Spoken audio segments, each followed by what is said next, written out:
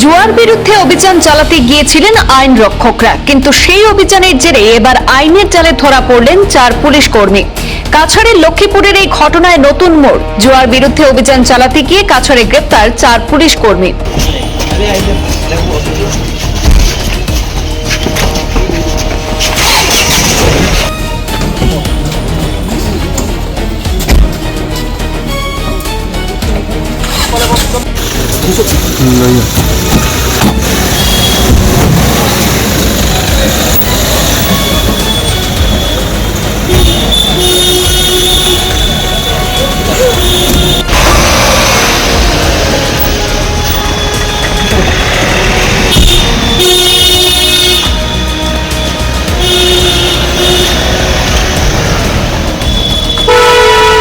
কাছাড় জেলায় জুয়ার বিরুদ্ধে অভিযান চালাতে গিয়ে শেষ পর্যন্ত গ্রেপ্তার হতে হলো 4 পুলিশ কর্মীকে।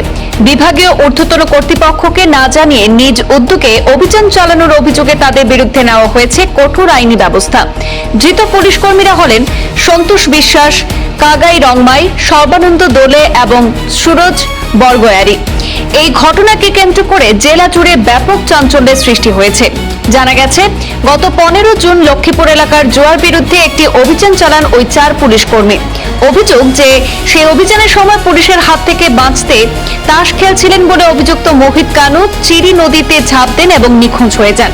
পরদিন অর্থাৎ 16 জুন নদী থেকে তার মৃতদেহ উদ্ধার করা হয়।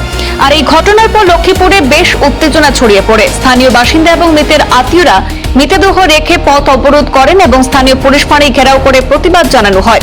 পরিস্থিতির পরিপ্রেক্ষিতে কাছাড় জেলার সিনিয়র পুলিশ সুপার অভিযানে অংশ নেওয়া 4 পুলিশ কর্মীকে সাময়িক বরখাস্ত করেন এবং ঘটনার উচ্চ পর্যায়ের বিভাগীয় তদন্তের নির্দেশ দেন। তদন্ত শেষে বৃহস্পতিবার 4 পুলিশ কর্মীকে আনুষ্ঠানিকভাবে গ্রেফতার করা হয়। পরে আদালতে তোলা হলে আদালতের নির্দেশে তাদেরকে জেল হাজতে পাঠানো হয়েছে। পুলিশ সূত্রে জানা গেছে, অভিযানে যাওয়ার আগে সংশ্লিষ্ট কোনো সিনিয়র কর্মকর্তার অনুমতি নেওয়া হয়নি।